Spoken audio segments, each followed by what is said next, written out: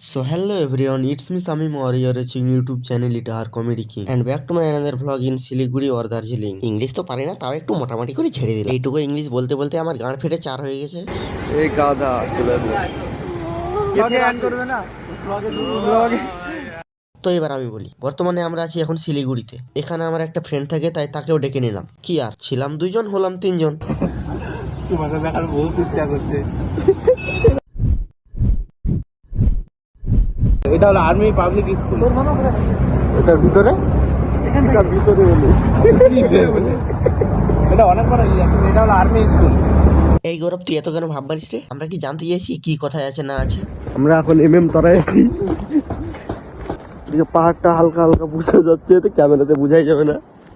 আমরা দেখতে পাচ্ছি খালি কোন রকম। হ্যাঁ ঠিকই বলেছে, শীতকাল তো শীত পড়ে আছে মোটামুটি করে, কোন রকম জাস্ট বোঝাই যাচ্ছে, বাট ক্যামেরাতে ক্যাপচার হচ্ছে না। তো না হলে আমি আর কি করব? তার জন্য তুমি কি লাইক করবে না? এই জায়গাটা হলো শিলিগুড়ি থেকে কিছুটা দূরে। এই জায়গাটার নাম হলো তরাই। এই জায়গাটা মারাত্মক লেভেলের ছিল। তো কিছু ছবি টবি তুললাম, আর জলটা কিন্তু খুব ঠান্ডাও ছিল।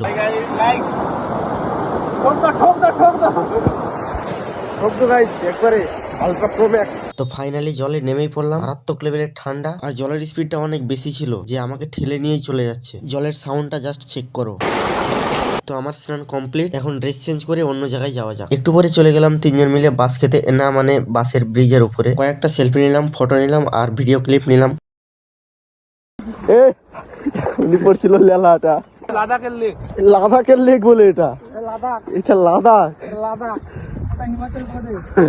हेलो गाइस, हम लोग घूमने के लिए आए हैं। कहाँ घूमने के लिए आए हैं ये जानने के लिए এটা কোন জায়গা অরিজিনালি? তরাই রান করলাম, বহুত মজা করলাম। এখন তরাই ছাড়তে হচ্ছে, সেটা এখন অন্য জায়গায় যাবো। মজা লুটছিস না? মজা করলাম মানে। এই দেখো গাধাটা কত স্পিডে আছে। आहट से डरियो डरियो वे आहट से डरियो डरियो।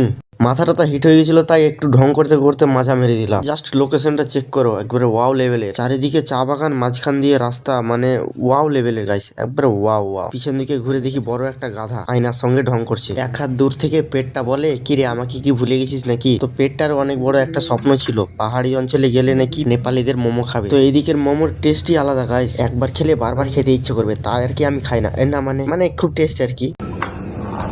দেখো গাইস, মোমো খাওয়ার নিয়ম কি?